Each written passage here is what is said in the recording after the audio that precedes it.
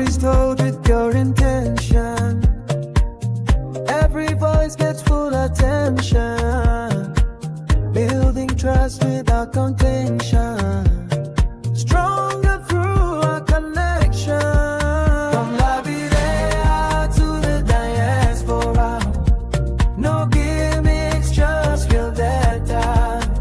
Transparency is our mantra. Shining bright like an aurora. We are the voice you can believe in. Through the airwaves we keep giving. Day and night. Again, I'm your host. My name is Derek Yale, and let's get started.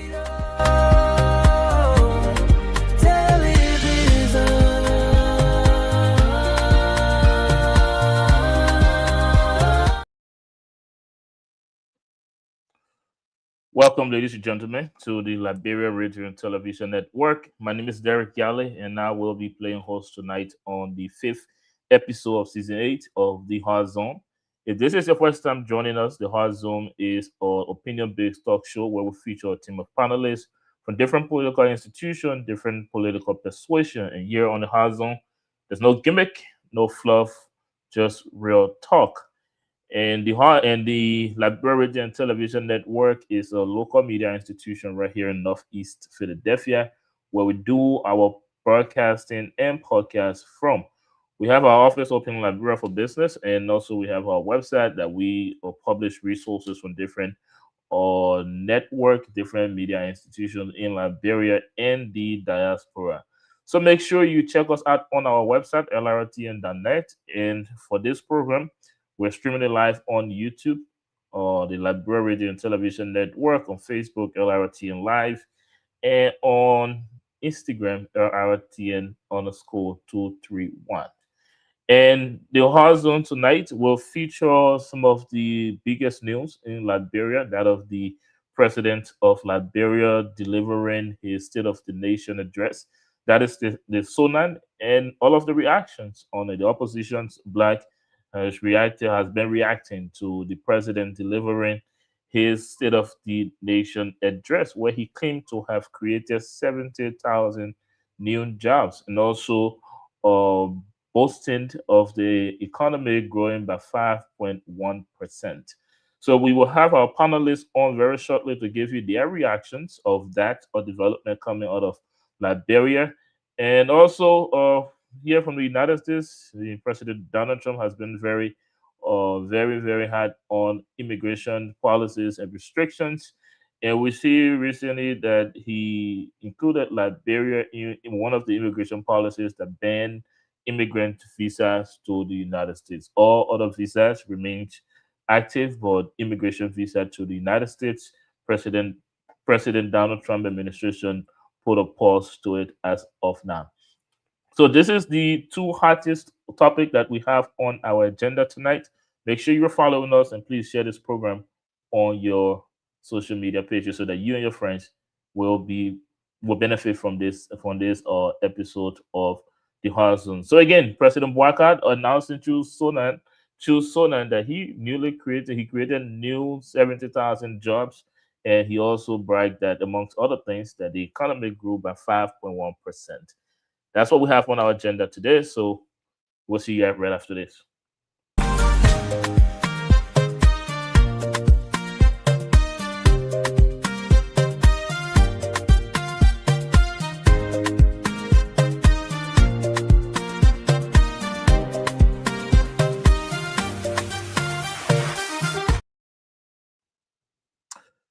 Welcome back.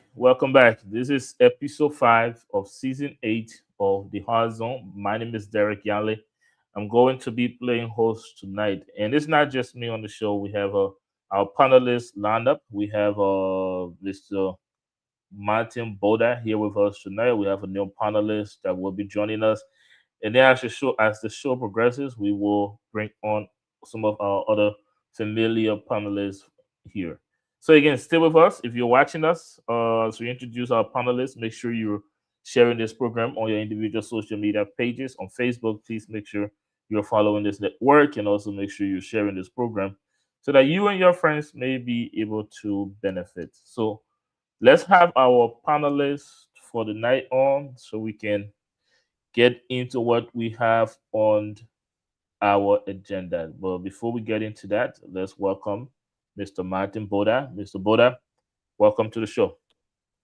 Thank you, Derek. Thank you for having me. I'm glad to be here tonight to share information about Liberia and the global society. Thank you.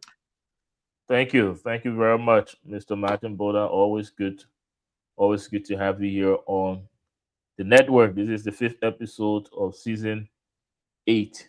We have another panelist or newest panelist to join us. We'll give him a couple of minutes. Mr. Alan Giwe. Mr. Alan Giwe. Just give you a couple of seconds to finally get situated on the show, and then we will get the ball rolling.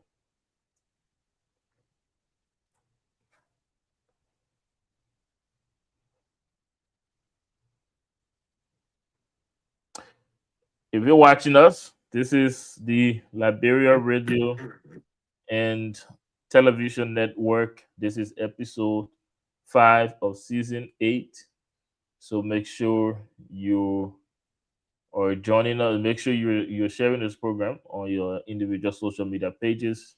Make sure you're following us on all platforms. That is Facebook, Instagram, and YouTube. And let's rejoin Mr. Alan Giwa. Mr. Giwa, welcome to the show. This is your pilot or debut appearance here on the Hard Zone. So let me Can you guys hear me? Yes, I can hear you loud and clear.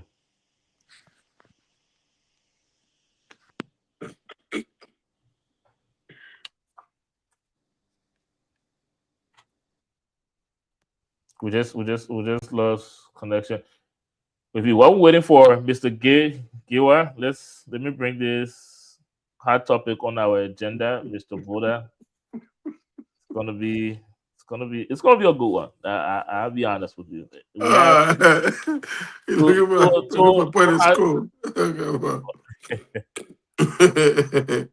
Two hard conversation on our agenda here tonight. Just we have Mr. Giwa. Welcome to the show. Let me come back to you and see if we got a good connection with you. Mr. Giwa, welcome to the show. Can you hear me?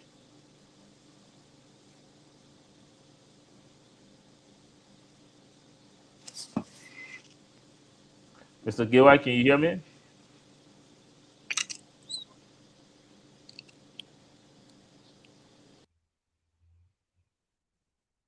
We're just hiding the whole time in the back end. Anyways, let's give him a couple of minutes and then we will get into this sooner. Long speech, all lies. But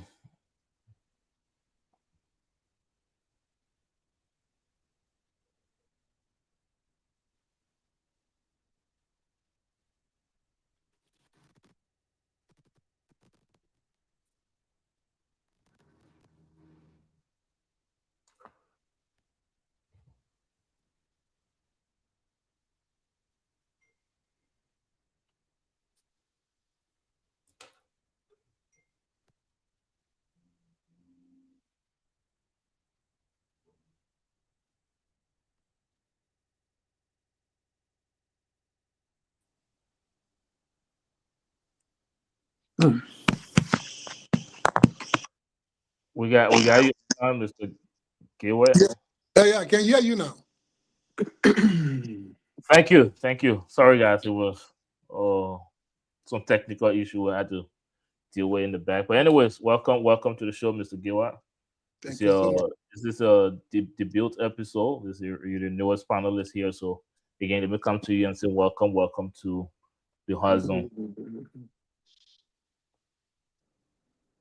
Can you hear me?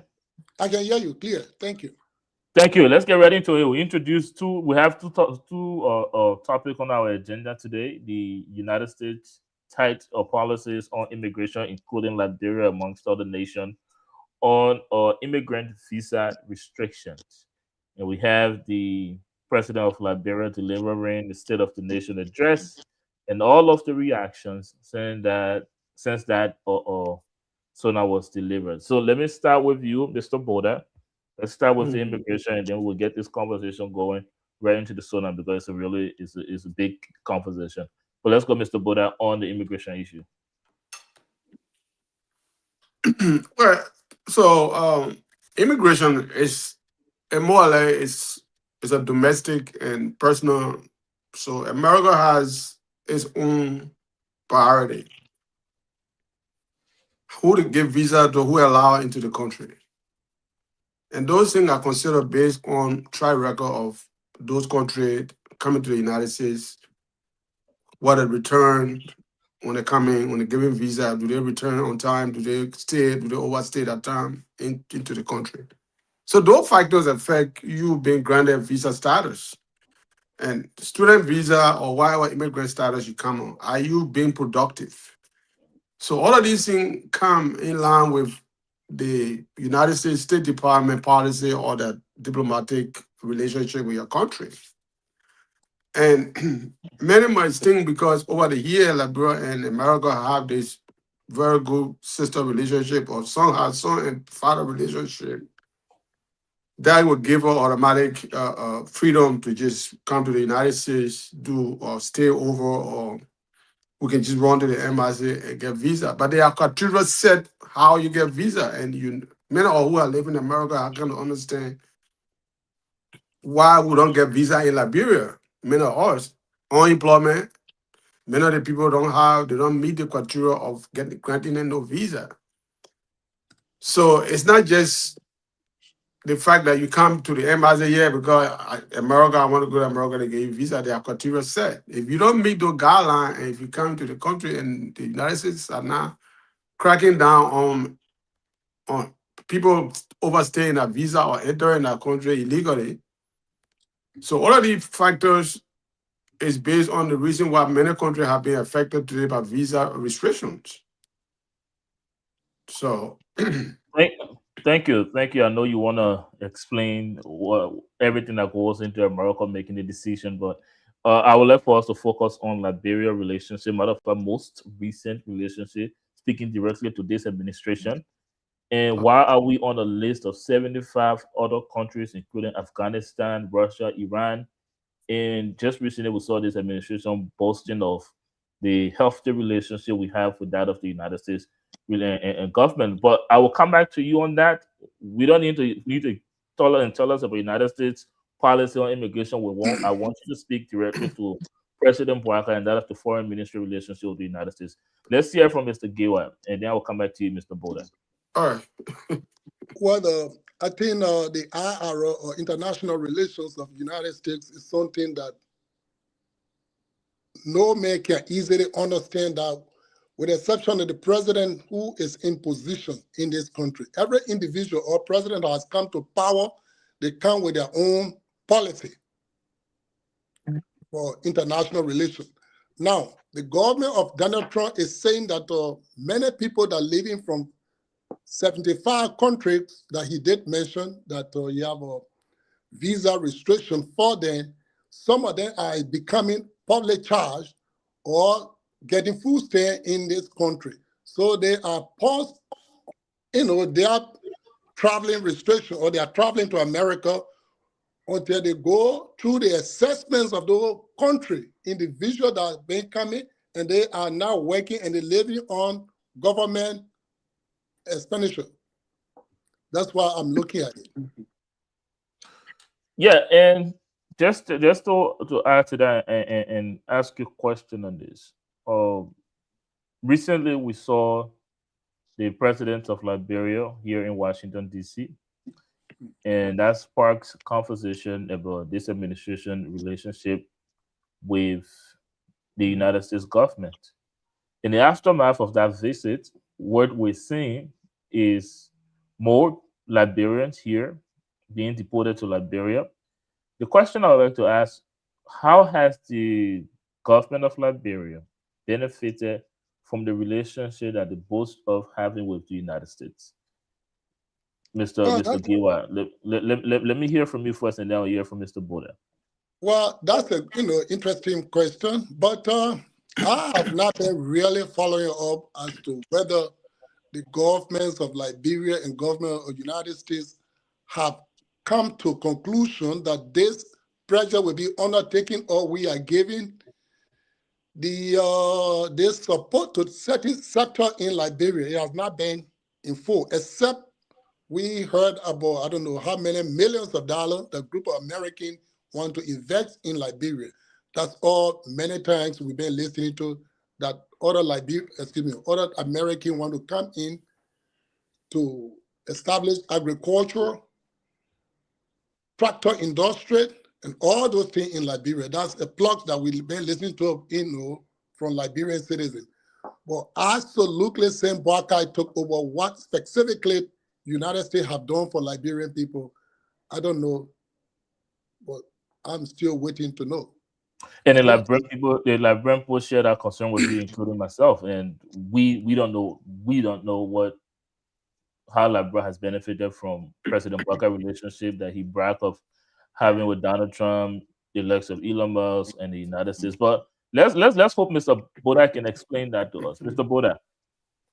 So I think we need to understand from different contexts and look at it from a variety of looks. When you're looking deep into the relationship between the United States and Liberia, people assume that because President Boakai met with Donald Trump, so America is just going to start pumping money to Liberia. I think that is a fallacy. That is not how things work. First of all, you need to develop an intermediate relationship. That intermediate relationship is where our international, our foreign ministry, Liberian foreign ministry, I think with the State Department, on different front that is not publicized in the way people sees it. Because many people in that mindset is because today Mr. Boakai is president, and he talked to Donald Trump, they had a meeting today, so automatically the United States government going to start sending billions of dollars to Liberia. No. We have a series of events that are taking place in Liberia. We have mismanagement of funds coming from foreign donors to Liberia. Those funds have been mismanaged by period government, and it continues to happen. So in our light, if Boakai is trying to build a relationship with the United States, look, we are restructuring our government. We are doing all of the things that a government needs to do to become viable, to make that citizen viable, which the government is doing. Making sure that you have security, you have peace, you have people can express themselves freely, people having the right to protest against the government. The government is restructuring agriculture, looking at developmental aspect that will bring revenue to the country. They're generating our own revenue to build our economy. So on the basis, America will look at it and say, okay, these people are moving in the direction that a civilized nation needs to be moving. But for people to sit back and assuming that, hey, because Boakai is related, so Donald Trump is of a strange character, that the global society don't even understand who is America's friend at the moment. So you can't assume because Donald Trump met with Boakai met with Donald Trump or met with the State Department. So that relationship is cordial between Donald Trump and Boakai. They don't have that cordial relationship. It's just a diplomatic front that we know. But I hope you understand the point I'm trying to make. Well. Let me rephrase this, okay? And I hope you understand that these concerns comes out of the optics you created. And when I say you, I'm speaking to you as a representative of the Unity Party government, okay? No, I'm not representing Unity Party government. Correct point of correction. Again, no, I'm not a spokesperson for Unity Party. I understand that. I understand. Okay. You're saying so let's get that clear. I'm not a spokesperson. Okay, I'm giving you my analysis based on my relationship with the Unity Party. I'm coming back for more analysis, Mr. Matthew Boda. Yeah, but let's get that established. I'm not speaking as a spokesman for Unity Party. Granted, you're not a spokesperson for the Unity Party. I will accept that. But again, just because you may you said assumptions are in the play here. People are making assumption that the Boakai administration has a healthy relationship with that of the Trump's administration. What I'm trying to tell you, the assumption you were talking about were created based on the optics that you created out of President Boakai's visit to Washington, D.C. Now, you can give us the analysis all you want. You can come on here today and say, I can now say that the president of Liberia do not have a healthy relationship with the United States. I can take that, but what I need you to explain, what was the purpose of President Boakai's visit to the White House, and how has Liberia benefited from that visit? Let's not forget that he traveled here on taxpayer money. And also, after he traveled here and went back to Liberia, he created this optics that the relationship was healthy. But what has Liberian people in Liberia in the diaspora seen after that visit? Well, we're seeing deportees that are not even Liberian, were not born in Liberia, never been to Liberia, being deported to Liberia. Front Page Africa reported that story after President Boakai's visit. What we saw next was Liberia being added to a list of 75 other countries, including Afghanistan, Iran, and other countries that we know do not have a good relationship with the United States. Liberia is on that list. The president just came from visit with the United States, and 4 other African leaders. How has Liberians benefited since that visit, Mr. Buddha? So you want intermediate benefit. You just want a quick fix relationship. There is, like I said to you, America and Liberia has a mutual understanding, a mutual diplomatic relationship. So that mutual diplomatic relationship does not negate the fact that the United States will forsake its priority that they have as per the present leadership administration. The United States of America and Liberia had a very strong relationship over the years. Mr. Trump, let me finish that. Mr. Trump is a president who nobody understands. He moves, he makes some move that you don't even understand how he come up with these decisions. I just need to understand my president. I don't need to understand Trump. Huh? I don't need to understand Trump. I need to understand how Boakai moves. Not President Trump. But again, let me you acting upon Donald Trump move to hold Boakai accountable, which is not fair. You cannot. Boakai cannot dictate how Donald Trump going to move or who he chooses to put restriction on coming to America. That's not a priority of prerogative of Mr. Boakai. So let Liberian people understand that Mr. Boakai is not going to stay in the way and say, oh yeah, because they have a conversation or you visited here once or twice, means that whatever plan Mr. Trump has on his list to perform going to go away. It's a process. Well, let me come in, Mr. Gilway. Well, and I started saying that the international relationship, most of the thing that they focus on is human rights abuse, economy, and security. Any country that United States have relationship with, if these countries are not straightforward with those 3 things, US can change their policy, or international policy with that country at any time. I don't know when Boakai visited here, it was a great movement, how he was greatly articulated president among those African leaders. Liberians were proud of that. You mean the insult? Say again? Go ahead. I thought you were talking about the insult when President Trump insulted him. Go ahead. So within a second, good English, right? Within a second, Boakai, including Liberia or Liberian in the 75 visa restricted country is very saddening for us because we thought that we have a greater relationship. But if you really go through all the African countries who have been victimized, the former leader, let me call some of their names, Patrice Lumumba, Kwame Nkrumah, there are some policy that they deviated and some of them were victimized. that local politics, in fact, have to cause some of their life to be taken away. So this country, they have some policy called elimination, deterrent. These are all that you can find in the international policy. They do that within a twist of the eye, because once you are not going by their word, they are about to take decisions. That's why we are not, there's no more Cold War. It's a global war this time. So maybe, I'm not certain, I don't know what Barker did different, that we are to be included, because we were in the good eyes of this president, Donald Trump. But I am sorry. Yeah. When have we ever been in the good eye, Mr. Giwa, like you said, or good standing with the United Nations? When?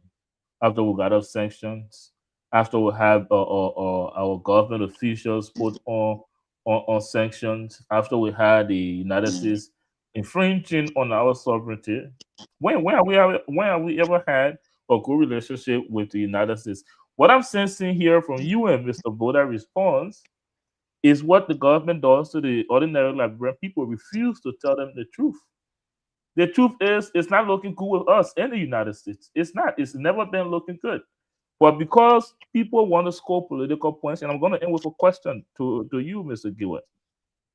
Because political institutions, the likes of President Bouaga, want to score political points with his constituents and the Liberian people, they choose to lie to them. That's what's going on here.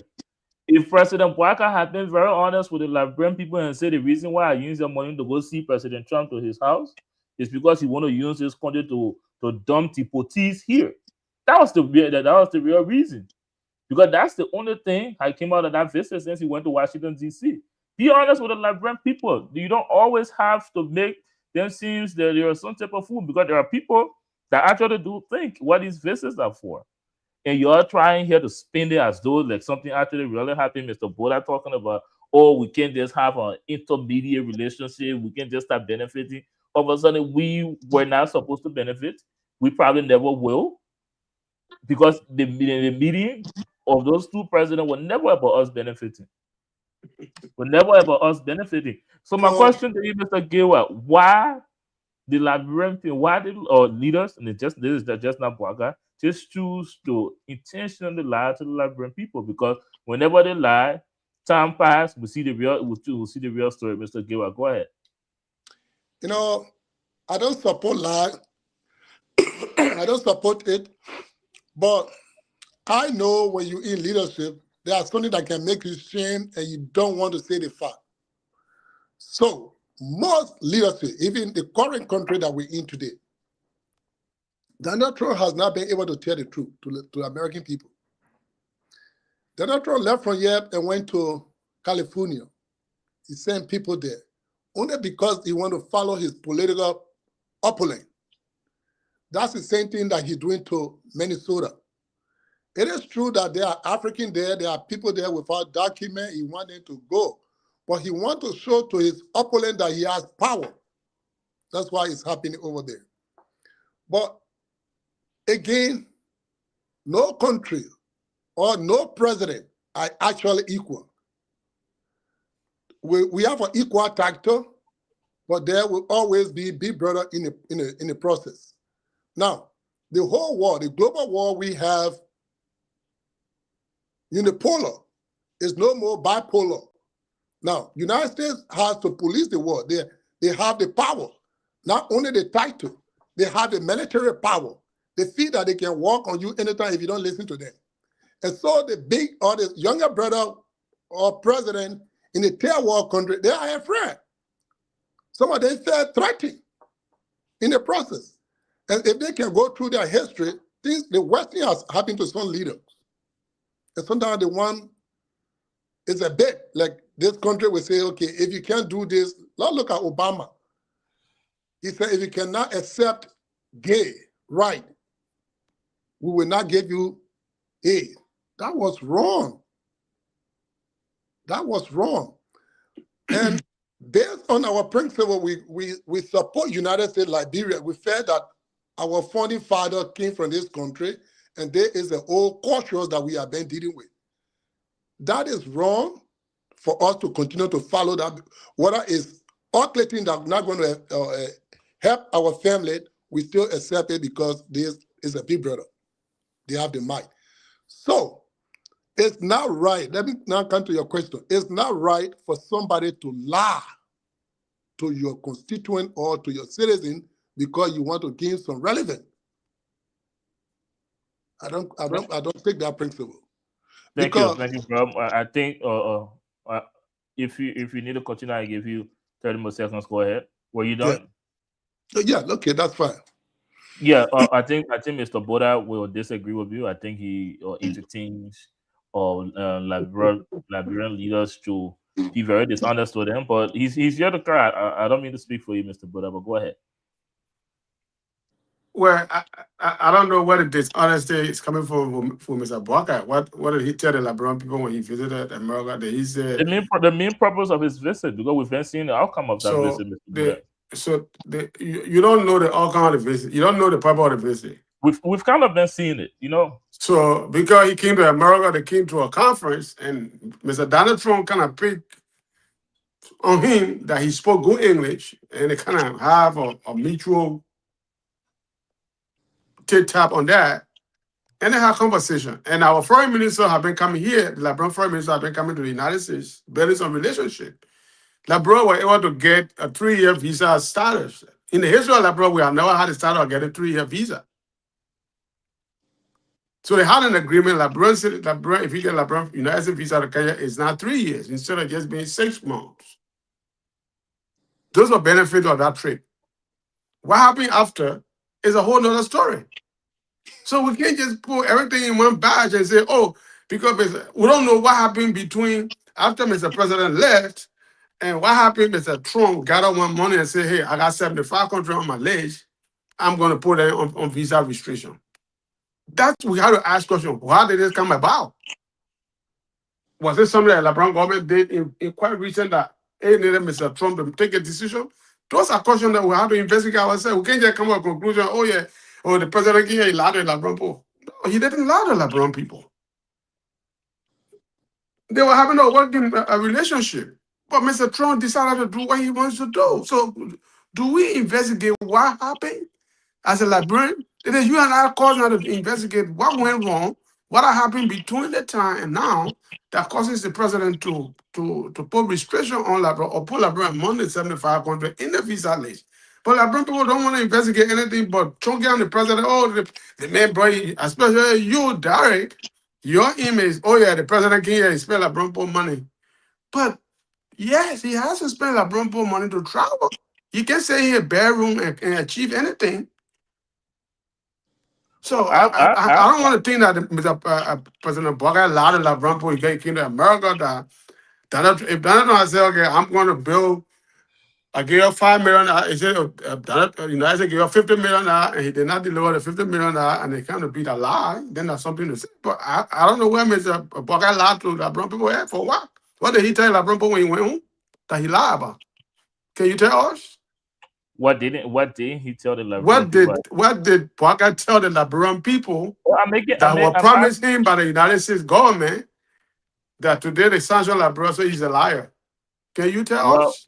I can ask a better question. What didn't he tell the Liberian people when he came to the United States? Well, most of us, we're not allowed to be part of those type of meetings. It's or high level meeting. But after the meeting, we can see the outcome. The fruit of that meeting is what we are seeing. Now, Mr. Boda, the fruit that we are seeing, the fruit that we are all seeing. And someone in the comment section asked how many foreigners have been deported to Liberia, and that's something you can easily research. Go there and. So you tell them you know that they've been saying they can make here that all the original the deport to Liberia. And I can tell you when Obama deported more Liberians than Donald Trump had done. The numbers are there. So you know that Obama deported more Liberians to Liberia than Donald Trump had done. Right. But you know the difference is that not a fact? And I have no reason to defend whatsoever other than to state the fact that the administration needs to be honest to the Liberian people. Because you cannot say that you have a good relationship with a country and then the country turn around and put you on an immigrant visa list. But Labrador has not been pursued in this country for immigrant status the way other countries have been, other people have been pursued. Let me ask you this question though. Let's be clear. Labrador has not been pursued in this country for immigration status the way other countries have been pursued. We have, you know that Labrador in this country are benefiting from that relationship. Let's hear from Mr. Gayway. That's not even an issue, Mr. Buddha. You can't cover that's a big issue. That's a big issue. You can't cover up this administration lies by making blanket statements. I don't think they lie. I don't think so. Let's hear from Mr. Gayway. Okay, I don't know what the Boakai tell the Liberian people. Boakai met Donald Trump. The media focused on them, and we listened to Donald Trump, and we listened to the response from President Boakai. And one of the things I heard from him was they talk about some development will come to Liberia, but that was not really development. Mr. Boyan, go ahead. Sorry, go ahead. It was not explained what development will come, where the money will come from, how they're going to begin to do it. But most of the time, politics is in leadership. If Mr. Boakai leaving United States to go to Liberia, we are two presidents in Liberia based on political differences. Other people will let to hear the worst one, and another group will let to hear the better one to promote their future, leadership. So that can happen anywhere. But Donald Trump called President Boakai. He has the right to say, Mr. President, I'm not well, I am not coming. But most of the time, our country people get a power to say, when somebody call you, you can't say, no, go and listen. So Boakai came and listen. But the story Boakai gave to Liberian people, the impression that he put them under, I don't know.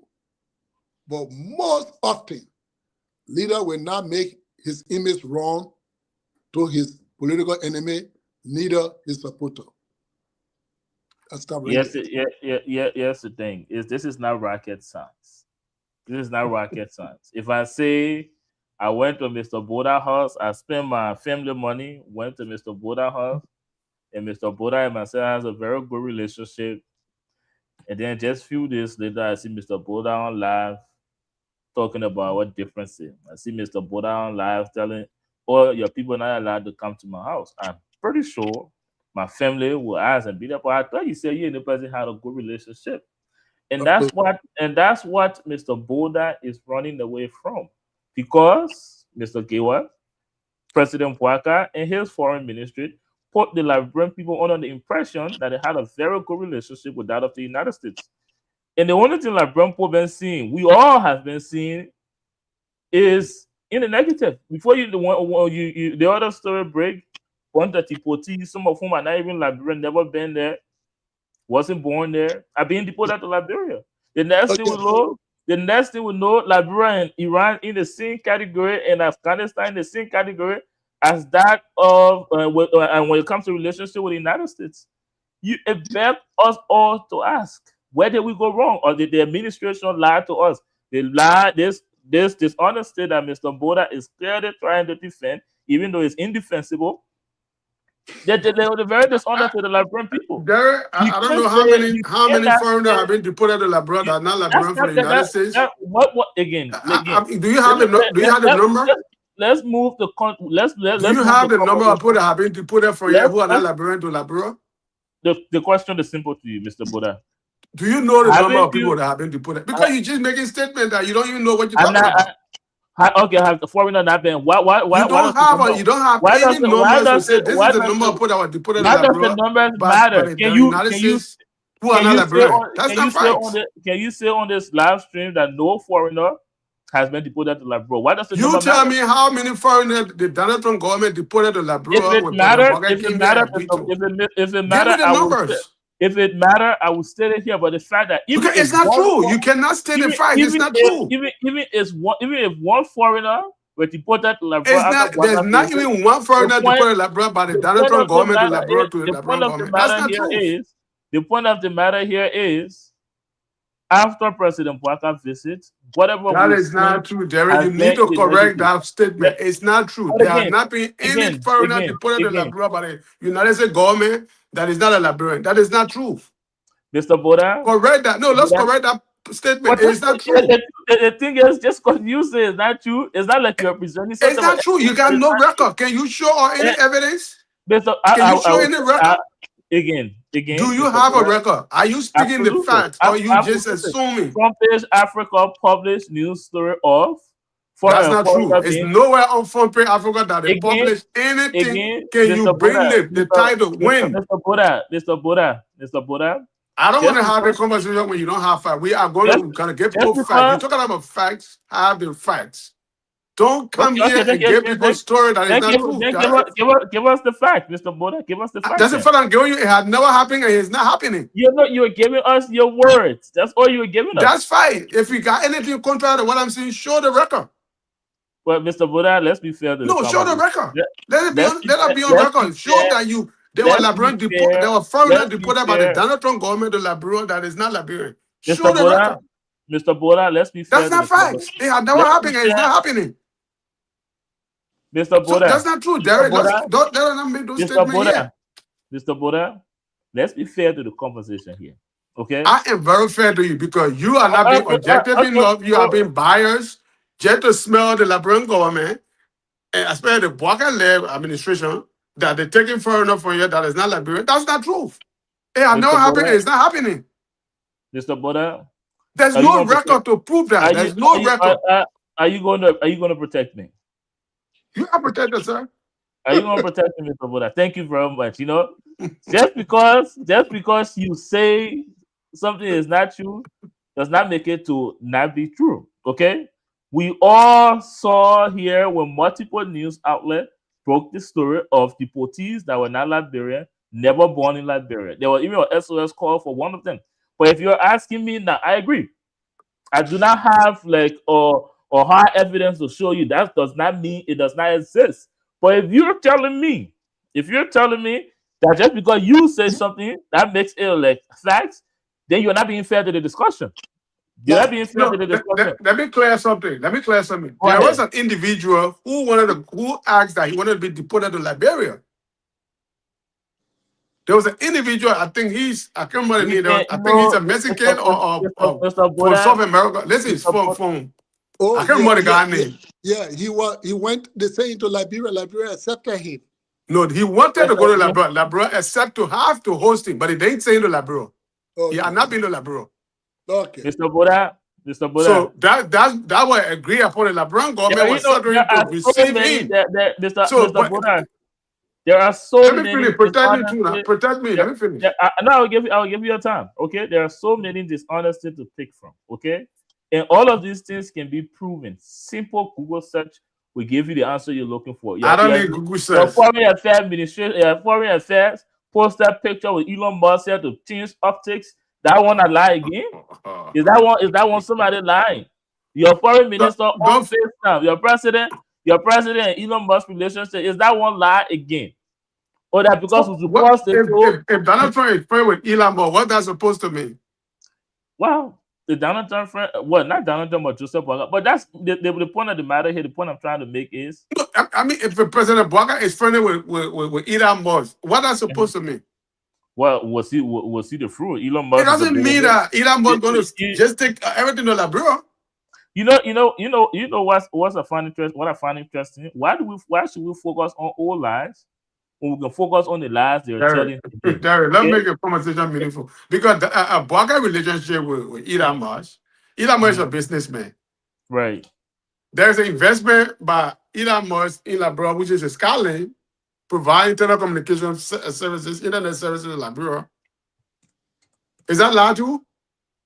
Hey, I'm learning. I'm learning here. I'm learning. Okay. Learning. So Okay. there's another thing that happening that you may not know. But Elon Musk and Elon Musk being in a relationship or being acquaintance to President Walker, they're not buddy. I don't think Walker has ever told you that he and Elon Musk are buddy. I don't think so. They have an acquaintance.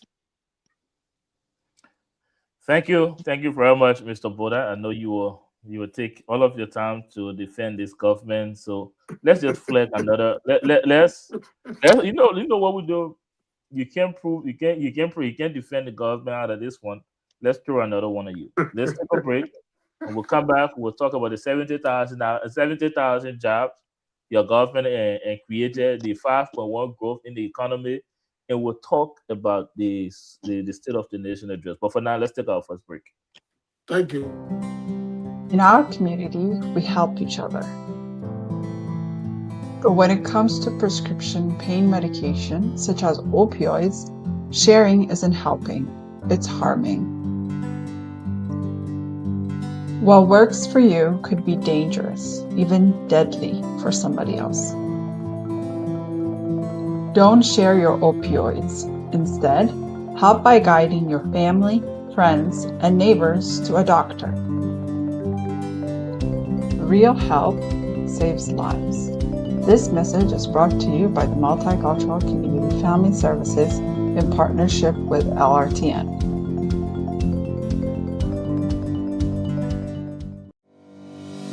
Did you know 1 in 4 patients who take opioids long-term become addicted? Opioids are strong pain medications like oxycodone, hydrocodone, or morphine. They can help with pain, but they can also lead to addiction and overdose. Take the medication only the way your doctor tells you to take it. And never share them with your family, friends, or neighbors.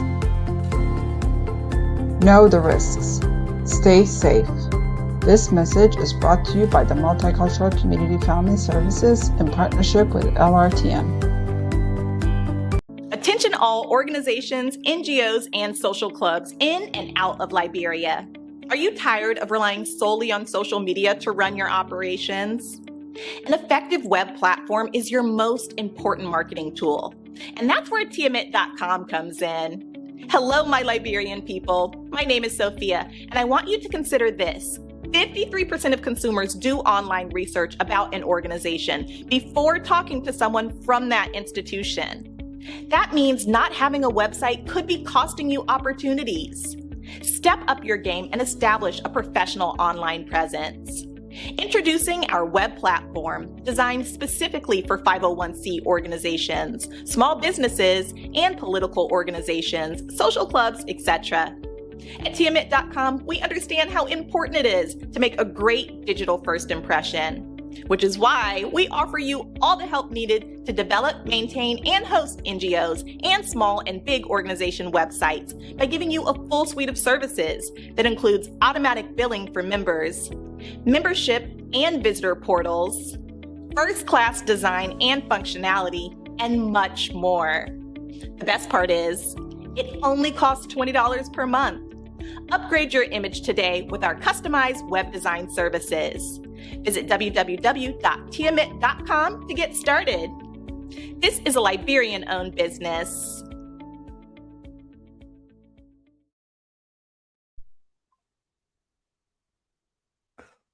Welcome back, ladies and gentlemen. We are here after the break of season 8, episode 5 of the Hard Zone. Earlier we talked about the United States, including Liberia, in a 75-country immigrant visa restrictions. The likes of Afghanistan, Iran, Nigeria, and some other African country, including our own Liberia, is on that list.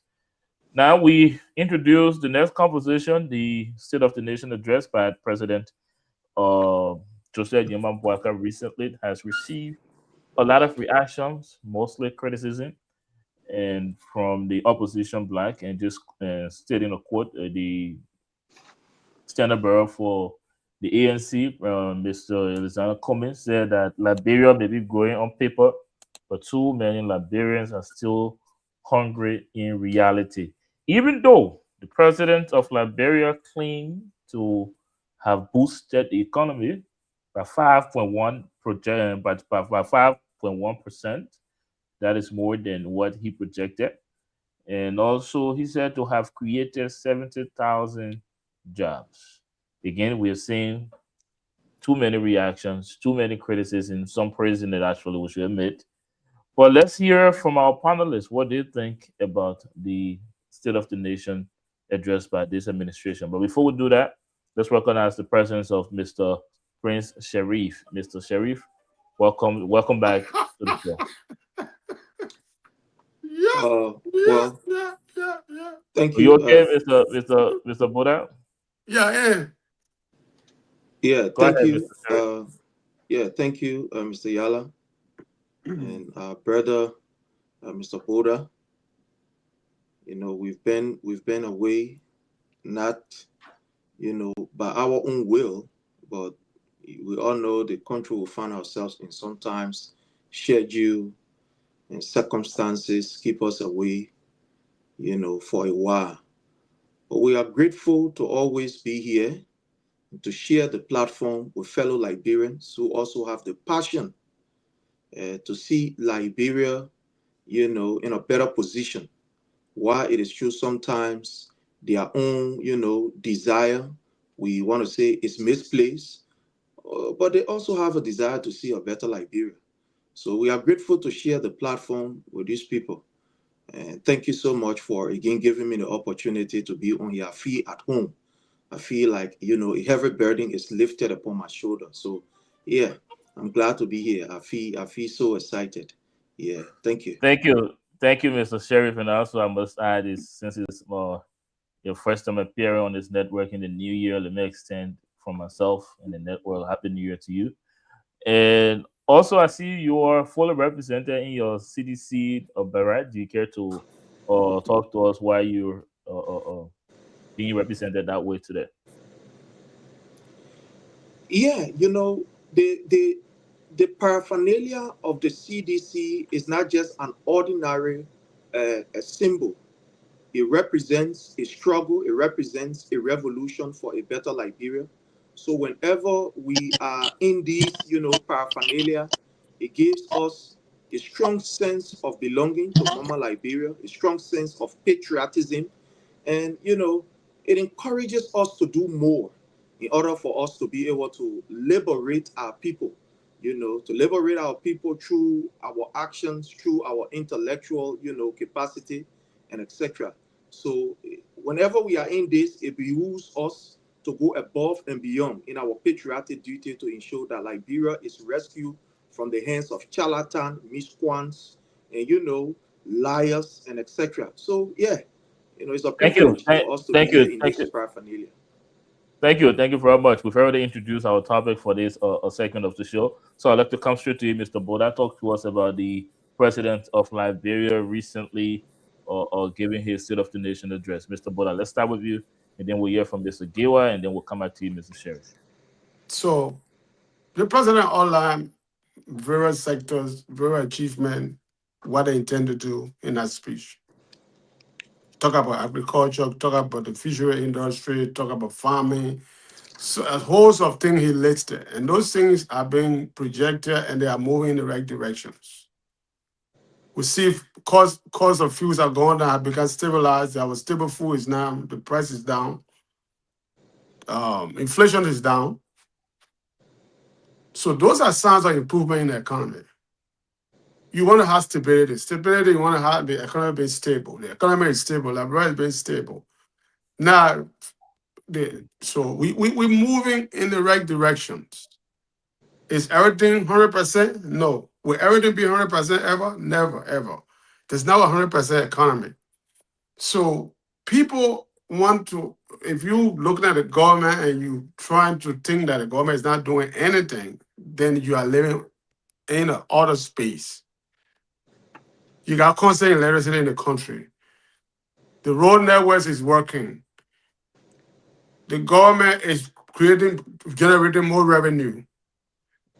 How is that not improving the country? How is that not growing the economy? Okay? And you want to talk, somebody want to sit there and talk about, hey, oh, the Liberian people suffering. Where is it that you're not going to find people suffering? Everywhere people gotta go struggle. You got to work. You got to live to earn. So government cannot employ everybody. The government is not going to employ everybody. The government created the environment, and that environment is stability, is security. And those environments have been created. Empowerment is being done. So if you want to tell me here today that Liberia is not doing anything or they're not moving in the right direction, the people are dying today and there's stagnation in the economy and so forth, then I'm sorry. You are in a losing and you're just sitting somewhere that having the illusions. Okay? So if you those are all the growth of the economy. And if you can come here and tell me say those things are not happening in Liberia, yes, and then with evidence, let me know. I'm ready to listen. Thank you, Mr. Boda. I want to go to the other panelists.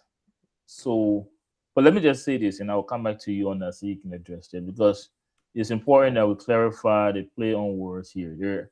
Like there's a difference between in someone saying that the government is not doing anything, then the government making improvement in certain area. But if you say the country is now stable, when you speak of stability, and then we get news in Liberia about people actually subjected to abject poverty, when we still hearing news that people are much more suffering today than they were an administration ago, or people today do not are more people today are not employed, and you say the country is not stable. I just saw a news article about the government hospital JFK holding on to pregnant women until they pay bills before releasing them. No medicine, JFK, and then you say to the world that Liberia is not stable, and we're still having security concerns, and you're telling the world that this country or this president has stabilized this country, then I'm confused on how you're actually using the words. But I will come back to you for you to expand on that. Well, sure. I'll wait for that. Let's hear from Mr. Giwa, and then we'll hear from Mr. Sherry. Well, maybe let me begin to say this. I don't know it would be right. When Kwame came to Liberia, he spoke English. That was in future. He says Samuel Kedo had been surrounded, but he had no escape from us.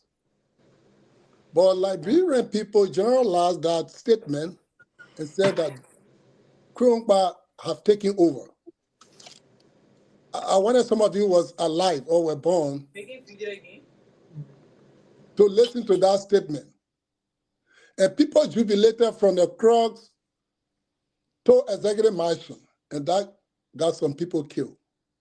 So I feel that because Bokai's statement, it was probably in future, which say that he was focusing on creating. You understand me? He focused on creating 70,000 jobs. So I felt that maybe this English was in future, but people who reported that probably say wrong. Moreover, comparing governments between the past and present, I strongly believe with what we see in Liberia, despite I am not there, but some visual images that we're seeing, road connectivity, reductions of prices of stable food, and some of the things that he mentioned here, that the sector specifically growing, focusing on agriculture, including supporting 198 farmers, 198,000 farmers, infrastructure, 166 kilometers of feeder roads, and a great business There are lakhs. Youth center or supporting 30,000 youth businesses, 120,000 direct and indirect jobs, and all those things he mentioned. But I feel, because if there's a labor market statistics we go through to give all that statistic that is correct to be 70,000, not even 71 or 69, but 70,000 job is debatable. I cannot easily accept it. It's something that we have to go through. That is statistic and documented us that this existed or is true. But till then, I feel that creating is in future or future continuum. So Boakai is anticipating to create 70,000 jobs. Thank you very much. And I'll come back to you too. But let's go to Mr. Sheriff. The president on the State of the Nation address said our country is now in a better state than it was a year ago. Mr. Sheriff, give us a take on the president's State of the Nation address. Thank you. Well, one would say, I'm not a lawyer, but one would say in the court of competence jurisdiction, the best evidence that you can ever submit is your own word, you yourself. That's why when the people go in court, they ask, are you guilty or not? And you say, I am guilty or I am not guilty. Then from there now, you give the lawyers an opportunity to either begin to dig deeper, do, more in-depth, let's say, fact-finding in order to bring you down, or to basically just relax and say, okay, sentencing girl, no problem, at least we'll be able to reduce your sentence. All of us on this particular set, one way or the other, I don't want to believe that we have any government job or we are in any position to be able to speak directly for the government. The people who are charged with the responsibility to implement government programs and policy are those ministers that Mr. Boakai trusts.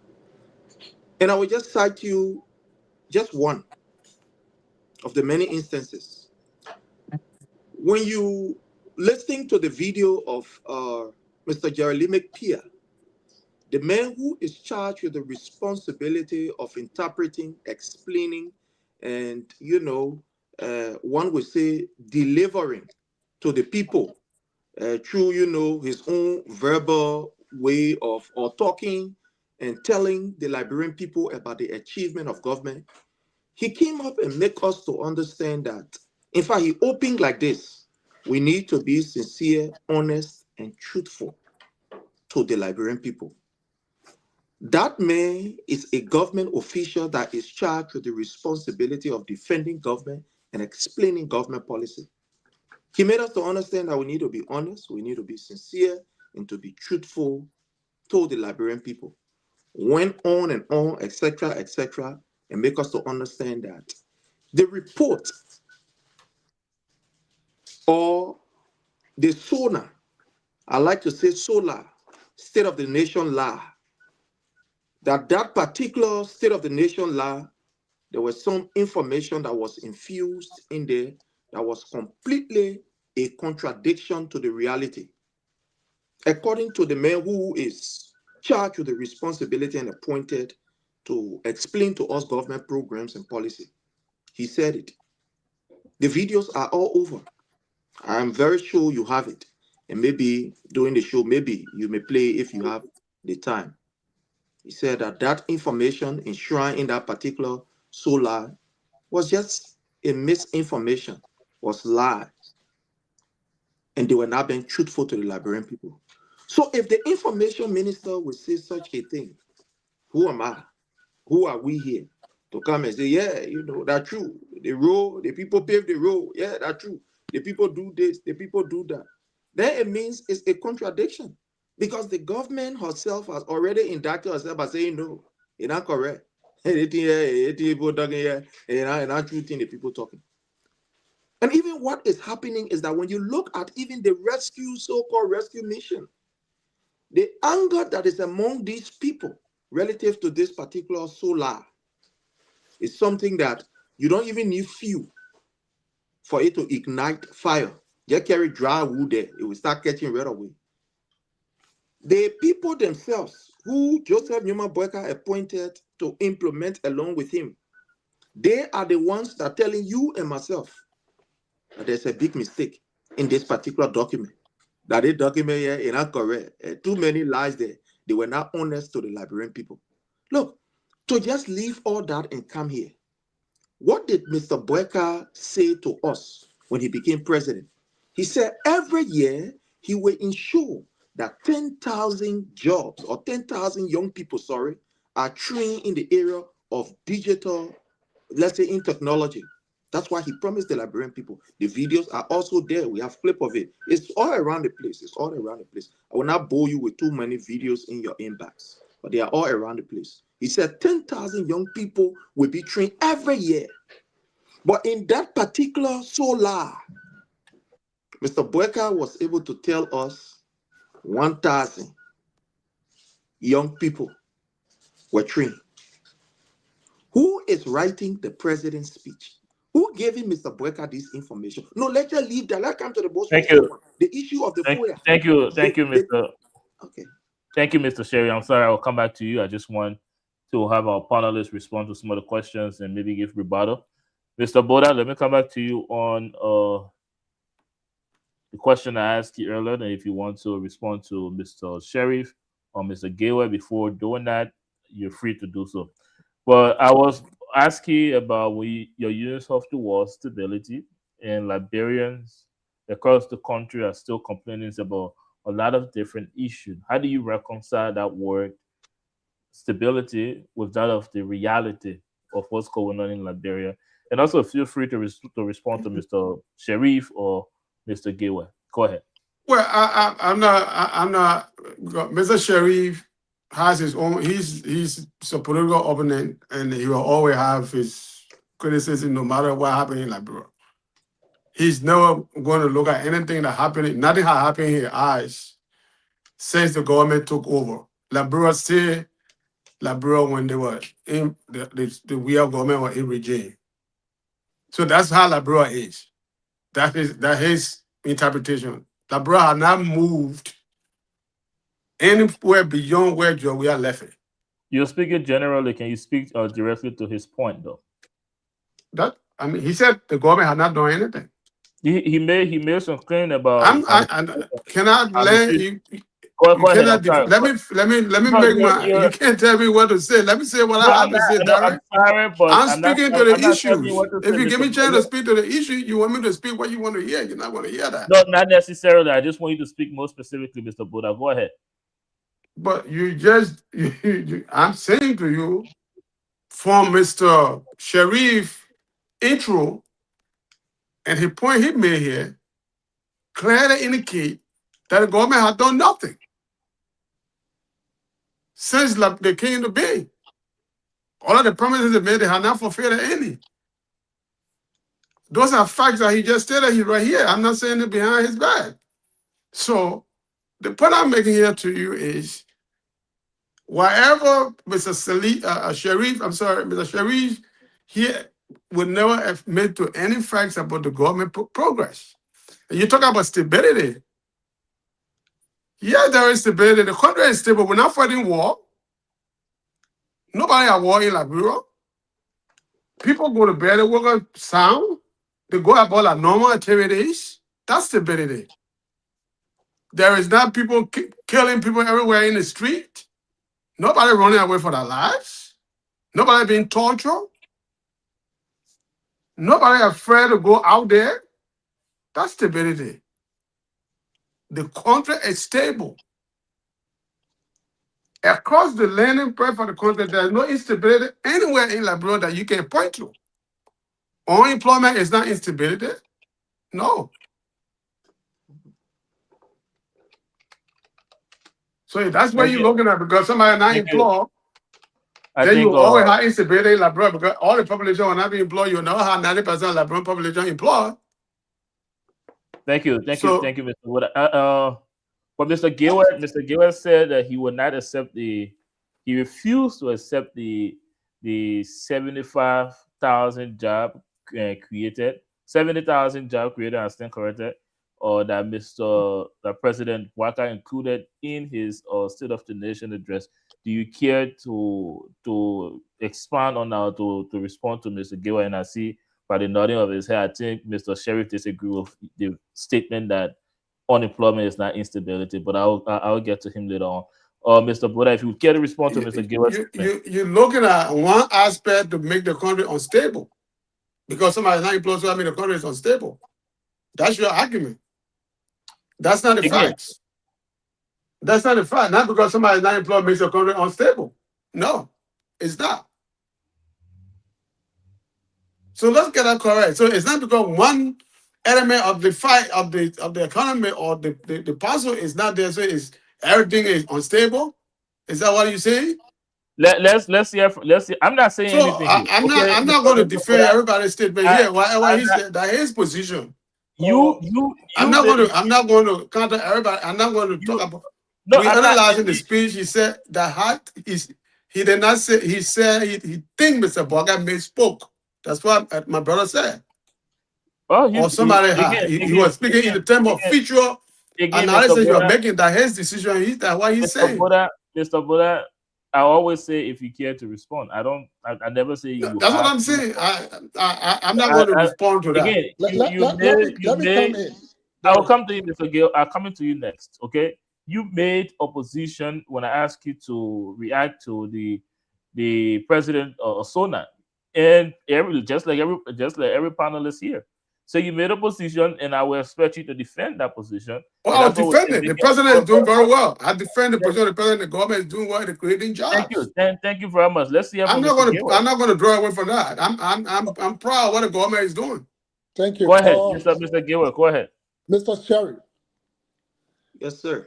I just want to know what is the current GDP of Liberia versus 20 or WIAC's administration 2023. Compare the GDP currently. Do you know? Yeah, you can go ahead. When I reach to mine, I will expand on that. Okay. No, I don't know really exactly, but I know that the budget today is in million. Excuse me, it's in billion, right? Now, let's face the reality. The past administration, Mr. WIAC's administration, there were so many missteps. They finalized, how can you save 25 million mapping out, operation money that's supposed to go to the bank for the bank to distribute that? And the finance minister overheard that it was given to people to carry to the market and distribute that to the money changers in the street. That was not the good security for any financial institution. And the government did that. And moreover, there was money that I saw document on social media that came to Liberia in a container. And according to story, alleged that the money was taken to the president's residence. That was wrong. It's not security for any good financial institution. You don't keep money in your mattress or mattresses. The money should go to the bank and be counted and placed in the vault or so. That's where the security is. And we did all those things. Moreover, perhaps you were not on the studio when we mentioned that, or I mentioned that there have been so many reductions in the commodity prices in Liberia. Gas, stable food rice. Somebody told me the bag of rice is now either 2,500. It used to be 3,000. I'm not in Liberia. That is plucked for this government. This person that told me this one on the table today, she was in class with me in 5th grade, 1979. I know I was a student council president that year in JWPSC, elementary. She told me she lives somewhere to, what's the place she says she lives in? Tima Valley. She said, I used to put my clothes, if I put my clothes online, when I come, it's gone. But it's no more. That's a plus in Liberia. I listened to Senator Penny. He said from Monrovia to Grand Jide, they used to spend 2 days, 3 days on the road. It used to be dusty when you enter. It's no more. It's a plus to the government. So there are a lot of things. They're killing 4 other thugs. The 3 missing boys. Bobby Coy was my little nephew. My niece, Gertrude Digon's son. Nothing came out of it. The president dispatched police to see Moses. Nothing came out of it. Look, we are Liberian. Let me say this to anybody who claims to be politician. Be a sincere politician if you want to be one. It should not be regional. You should not be a regional politician. Be a national politician. It's a career that you have to learn. So your character is online.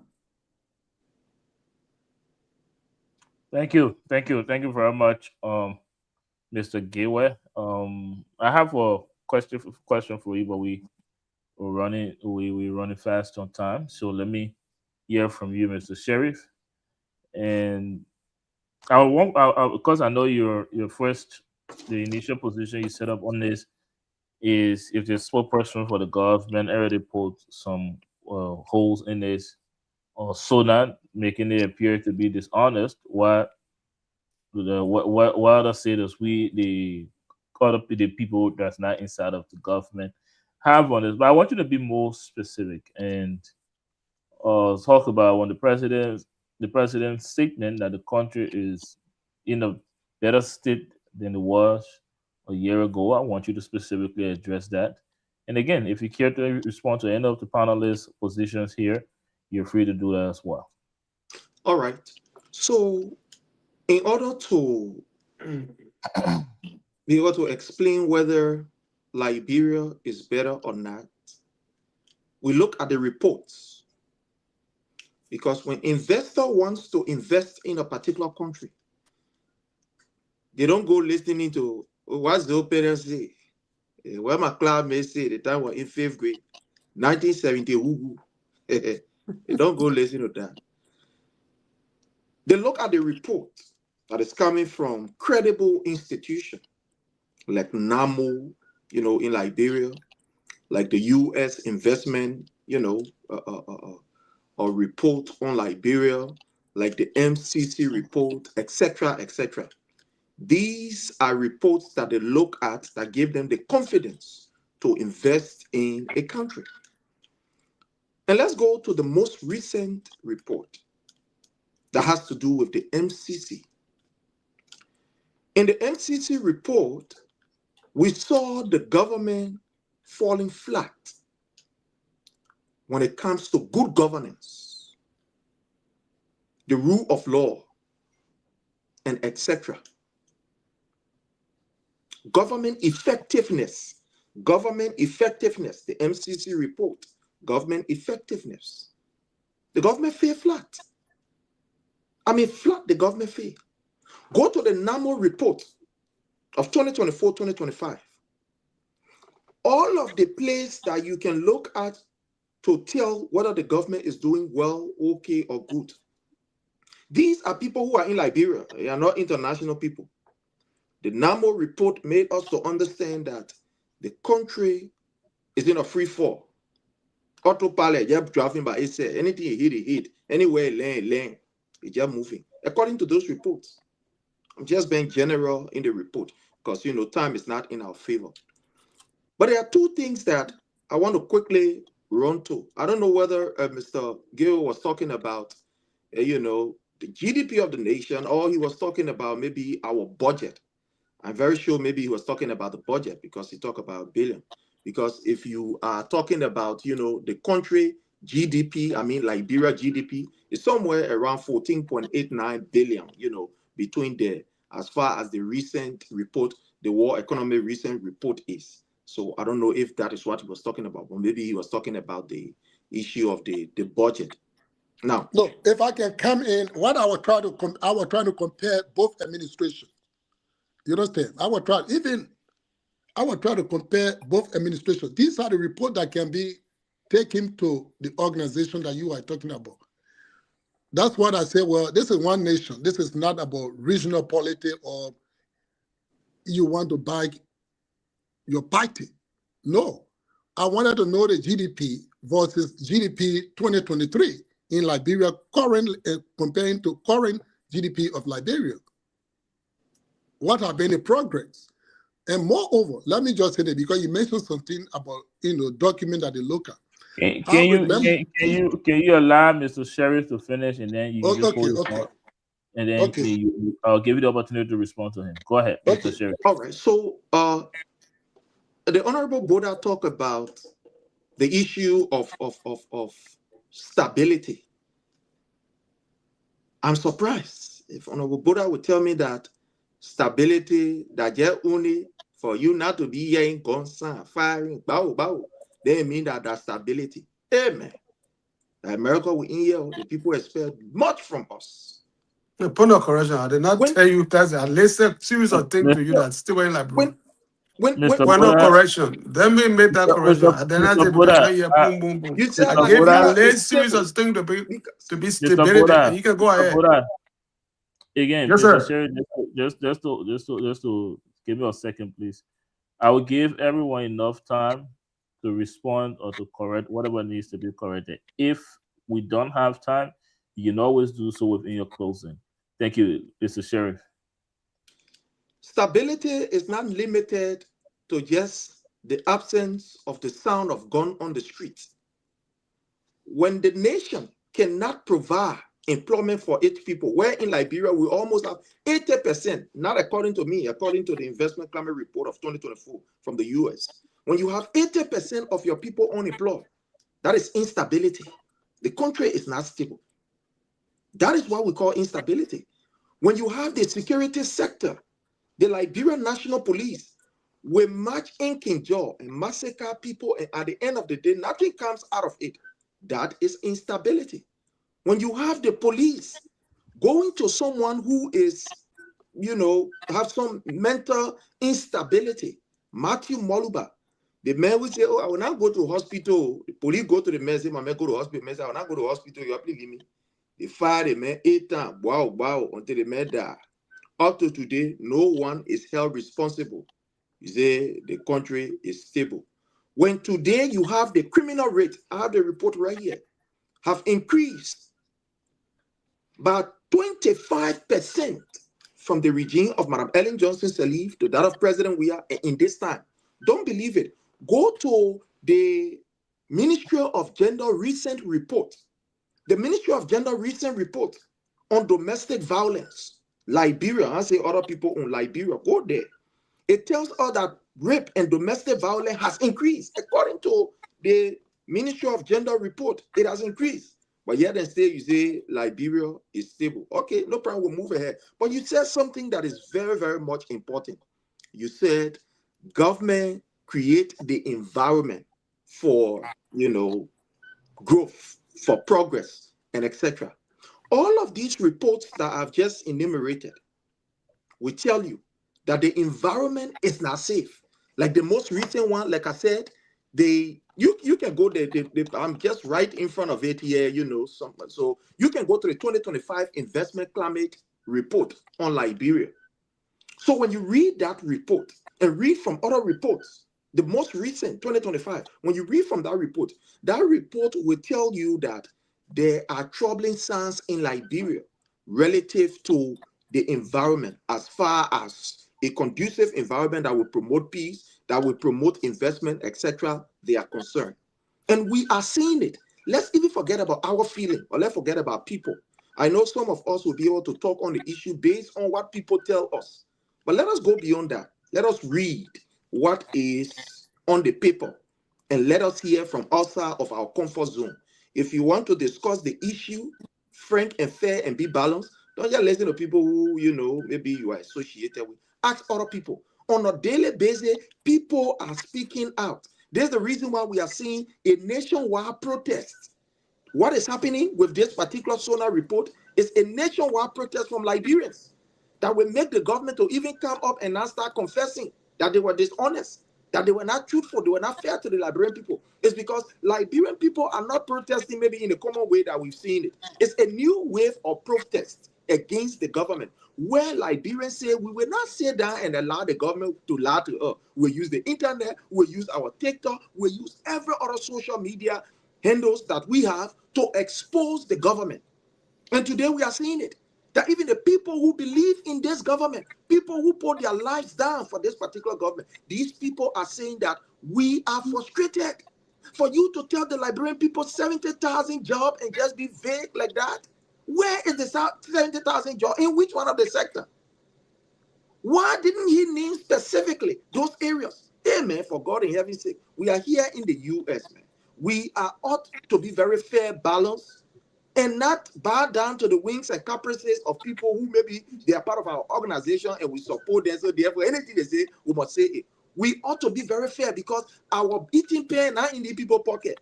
We're not like some of people who following behind them who will say, yeah, we are going, yeah, they may read this, that. We are independent people. We spent billions of dollars in the economy. We remit good money back. So we ought to be very, very sincere. What the president said, it will not hurt any of us to say, look, there were missteps. Like I like what Mr. Gateway, said from the very beginning, that he did not see from his own analysis. I'm not being very verbatim, but from his own analysis, the statement that the president gave is just too vague, that he cannot bow by it. That is what we call patriotism then display insincerity. That's why he's telling us. It is not that he don't have issues. He may have issues. But again, for him to even come to say, no, they think what the president talking, I see, no, I can't just believe it to run with it. That is patriotism, and he must be commended. And that's what I expect other people to do, especially when we support an institution. We must be fair and sincere to those institutions. Liberia is on a free fall. The nation is retrogressing. We must say it as per the report. The president was giving a report that was encapsulated with lies. There's the reason why his ministers are now embarrassed and they are coming up now to tell the Liberian people that no, that is the president, we know where he pick it from. It not easy. Thank you. We don't know where it's coming from. Thank you, Mr. Sheriff. I would like to stay with you and pose a challenge to you based on a statement that was made by Mr. Boda earlier. He said because of the political institution that you support, you cannot possibly see anything that looks like progress in this administration.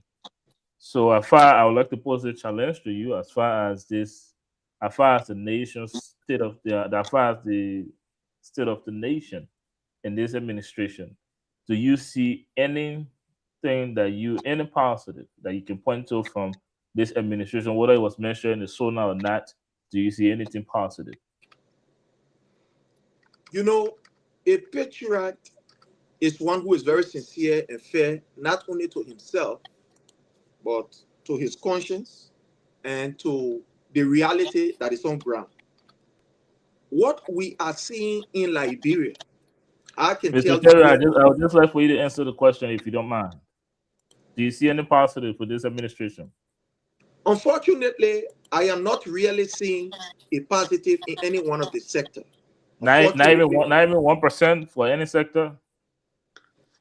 Well, like I said from the very beginning, I must be fair and sincere to my own conscience and to what I'm reading and to what people are saying. I am not really seeing any kind of growth in any area as far as we are concerned. The only thing that I'm seeing is that the progress that was made under His Excellency President Dr. George Manneh Weah, like for example, in the area of freedom of speech, even at that, it has been trampled upon because we've seen the government official beating on people like Jeremy Pia the last time he beat on the journalists. So in some of the area, we are just stagnated to where President Weah left it. But unfortunately, I'm not seeing any growth in any one of the areas because the records have shown that, not just me, but the common people have shown that there is no growth. You're listening to one of... Okay. Thank you very much. And just for the record and just to clarify, you don't see any progress whatsoever except progress that were already made by the previous administration. I just wanted to clarify that. We're running short on time, guys. I would like to hear more on this discussion, but I just can't add a lot more time to this show. So again, Mr. Boda, you can include this final question in your conclusion. If about the 70,000 jobs that were created, I think Mr. Sherry raised a very good point because it's a vague statement. We don't know where in what sectors those jobs were created. If you want to expand on that, please do so in your closing remark. And Mr. Gateway, do you? I know you say you refuse to accept. You refuse to accept that number coming from the administration. Now, the question I would like for you to include in your closing is like what would you like to see the administration to expand on as far as that SONA is concerned? And Mr. Sheriff, you've made a statement that I'm still processing because I mean is the new administration. There has to be some level. Maybe I'm being biased. I'm just speaking freely here, but I didn't get any like percentage of progress. I would like for you to expand more on that when you give me your closing statement. And if there's something, I'm not asking you to point to something if it's not there, but I'm just trying to make me and the audience understand is how can you look at this administration and not see anything positive. If you can expand on that, I'm not asking you to name anything. If it's not there, it's not there. Again, you say you have to be honest to these intellectual arena. You have to be honest with yourself and X, Y, and Z. So I'm giving that to you. But again, guys, those of you watching us, it's been a very, very, very productive and enticing conversation here today. We'll be here next week, same time, same network, and to bring you another round of discussions. Until then, let's get our final take from our panelists here. And Mr. Sherry, since you came last, I would like to take you last. I'd like to start with Mr. Giwa. Give us a closing remark on this episode, and then we'll take Mr. Boda, and then you, Mr. Sheriff. Mr. Giwa, are you here? I'm here.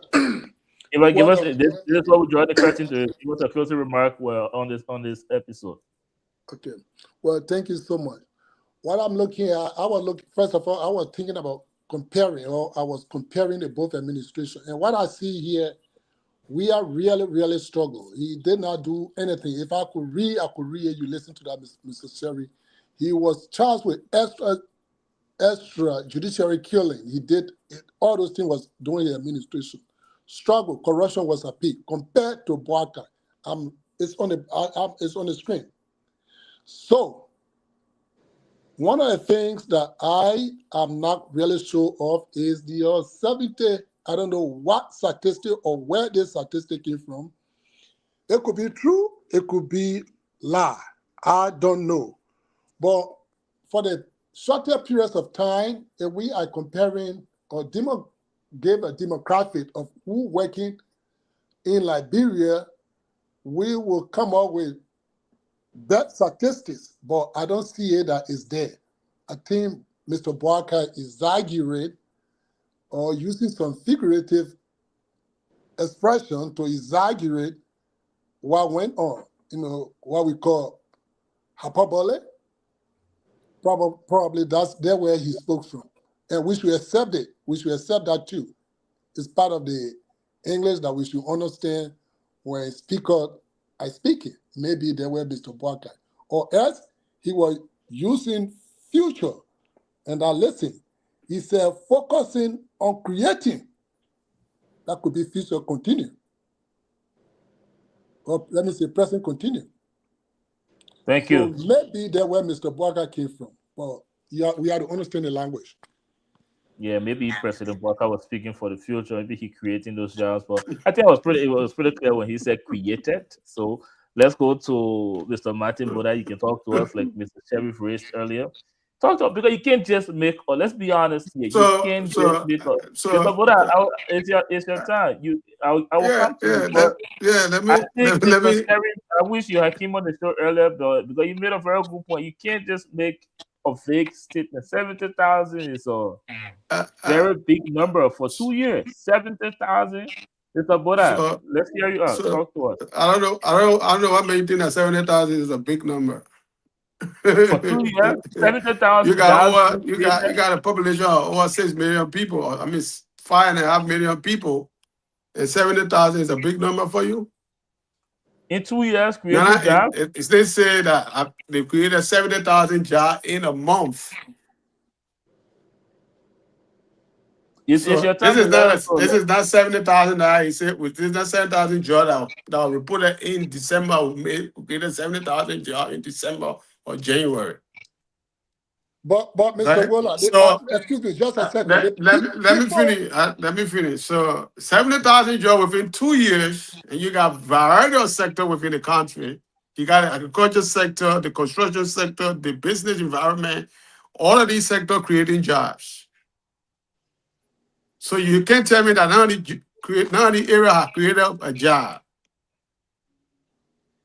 If you're going to tell me that all of these sectors, all of the business sector, all of the agriculture, all of the various economic sector within the republic have not created a job, then I will agree that the president, there's no fight in the story. Okay? Mr. So Wola, they do are, you have let me, evidence? my No, brother, let me no, finish. no. You said, for you, you said the man spoke in the future. Mr. Gewa, you're breaking You got protocol, all but the various sectors I'm within sorry, the guys. economy that is functional and working. And if you, in your mind, believe that none of these sectors are creating jobs, then Mr. Boga is a liar. But Mr. Boda, Okay? Let me finish. I'm not going to, the way, what you want, you're not going to get it. Go ahead, And Mr. Boda. on the part of Brother Sharif, here, like I said to you earlier, he's not going to admit to anything. Nothing happened in Liberia. Nothing has been done. The government has not done anything. So, if for 6 years Georgia did not do, that means Georgia did not do anything in Liberia. If all of these things are high to the higher level, Georgia left all of those problems there, and he had not moved, Pocket had not moved the needle anywhere. So we do agree that Georgia did not do anything. He just admitted to the fact that they didn't do anything. They plunged the country into a complete disaster and unstable that nobody had done anything to stabilize it. That's Mr. Cherry's argument. He said it on the show. He made that clear to us here to understand that. But I do know that Liberia is stable and moving in the right directions. There is growth in the economy. There is stability in the price of stable commodity in the country. And people are progressing. So I strongly believe in this government, and they're doing their best to do everything possible to pull Liberia from where it was from the past regime. The only government in the Republic of Liberia ever had the worst sanction, the worst atrocity created all along within the period of 6 years. He knows that. And the global society knows that. How many in the Republic of Liberia need one government that had the most sanction ever reached to the CDC government that was penalized for corruption? The records are there. So if the CDC think that they did better, we'll see that in the view mirror. When we see that file, we'll see that 2029. But as of now, I see CDC in the view mirror. They are in my view mirror. I don't see that forward. I see that in the view mirror on the 2029 they can come with new agenda. But as of now, it's just a talking point. Thank you, Mr. Boda. Let me give you 30 more seconds and ask you this question. In what sector for the majority of this job created? In what sector? Because I don't think he answered that question at all. What I'm saying? He said I didn't answer what question. I will give you 30 more seconds. I told you in the construction created more jobs. Agriculture, the local marketing, the all the commercial market, commercial. You have the numbers on how many jobs those sectors created. I'm not going to give you specific number in it. I'm not going to give you specific in this industry. I am not going to give you that. But that was a very specific. Is there any way we can find those numbers? Like any ministry website? Well, you can go and search and and to go to the labor department and you'll find that information. You can go and search it. I'm not going to give it. I'm not going to give statistics. Thank you very much. Let's hear from Mr. Sherry. It's interesting when you are trying to defend the somebody will say the undefendable, something that you cannot defend, it becomes very embarrassing. And I don't want, you know, I don't know. I'm embarrassed. I gave you to- sector where all the job, all the development Hey, sector. let And me learn if now. no job was created in a 2-year bucket as in office, then you're like, damn, a liar. Chief, And you let tell me that no job bucket are not created, no jobs. But like for you, you are not doing anything. So there's no reason to say anything. You have not said that bucket did anything. The moderator asked you, and you could not answer that question. Nothing had changed in your eyes. So I don't know what happened for you to know that it did something in the country. me learn now, Chief. And you tell your own. Go ahead. I'm sorry. You can go ahead. Yeah, okay, no problem. Let me tell my own. There are a few things that you must understand. That if you want to talk about job creation, you must be very specific with the number.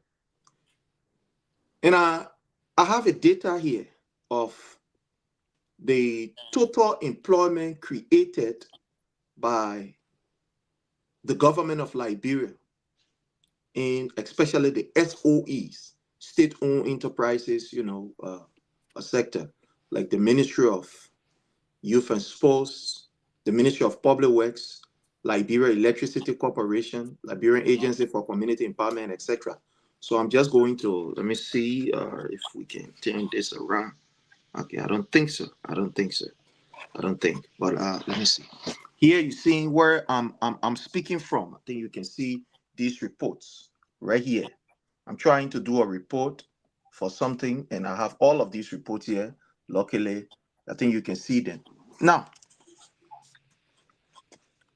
if you want to tell me that the government created, according to Joseph Newman Boyka, he said, we created. And then you are coming now to tell the Liberian people that is in the future, hey, my people, while it is true that sometimes English can be difficult, but I understand that when you say created, it means it already exists. It already happened. There's nothing in the future. That's what I say. Let's be sincere. When Mr. Boyka spoke, he said, we have created. It means it is already there. But unfortunately, no one can point to any one of the sector. I can point to a sector, for example, in the area, the Ministry of Youth and Sports.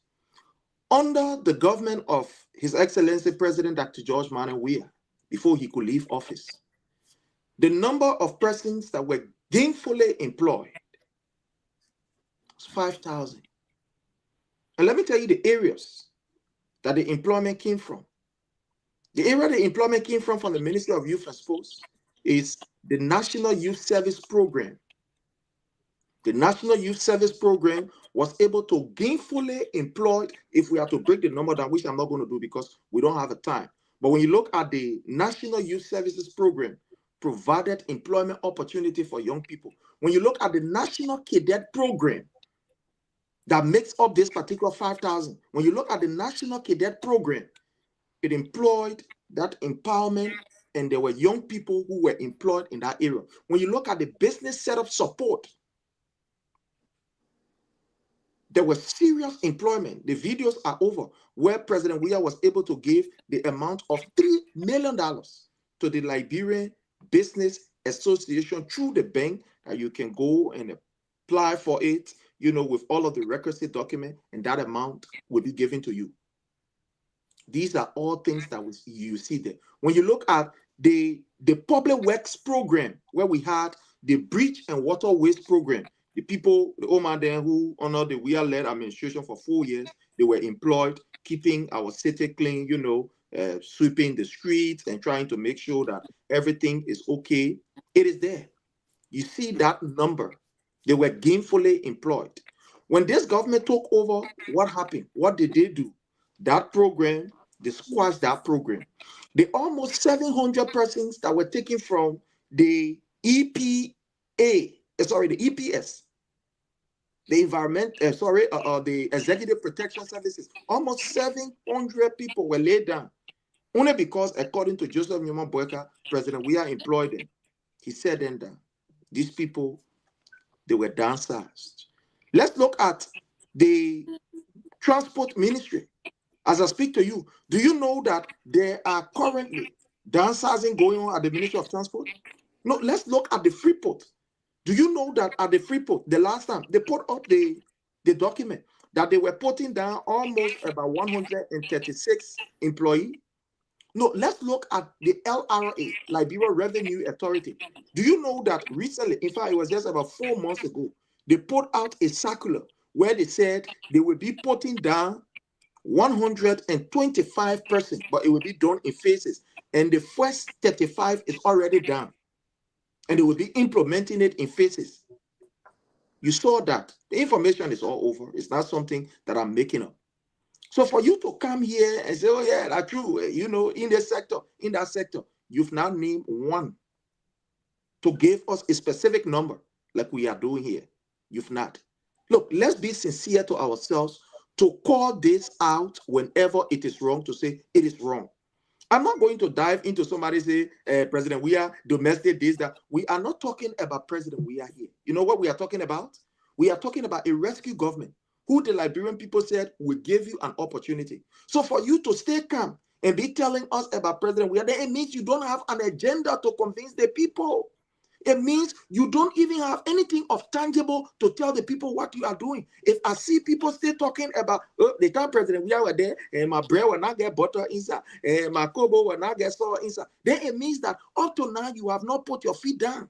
Because the reason why you supported Joseph Numa Boyka is to ensure that these things are done away with. But today, for you to come and still be talking about President Weah, and this is the reason why President Weah is coming back 2029. Nobody can stop it. Because even up to now, you have not gotten over it yet.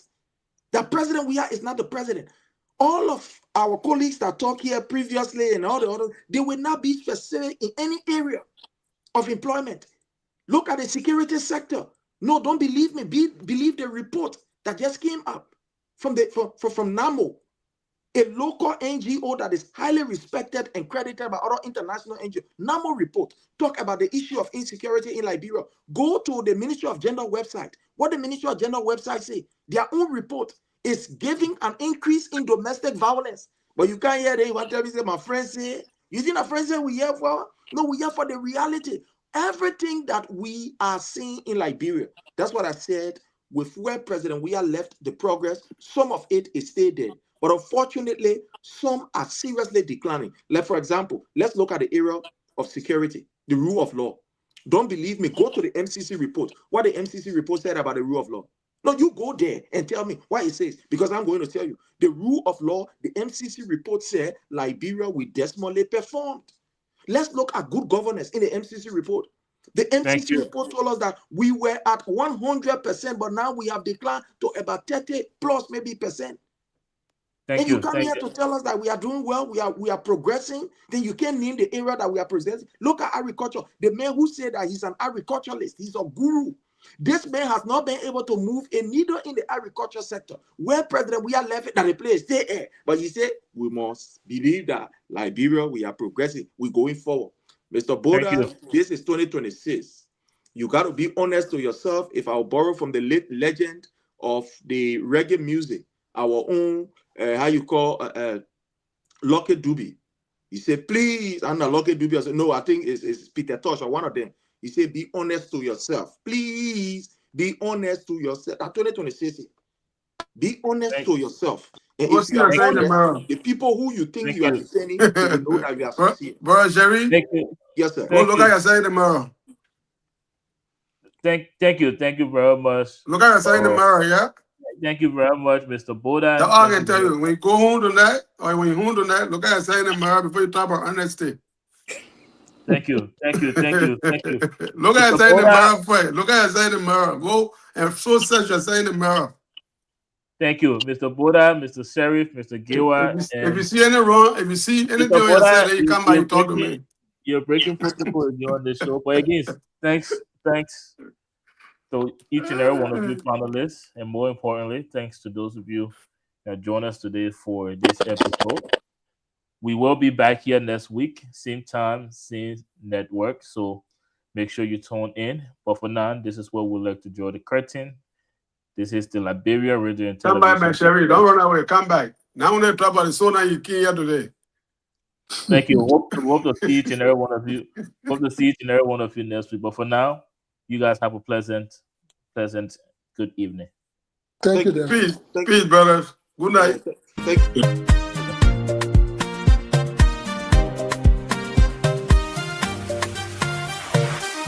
Stories told with pure intention. Every voice gets full attention. Building trust without contention.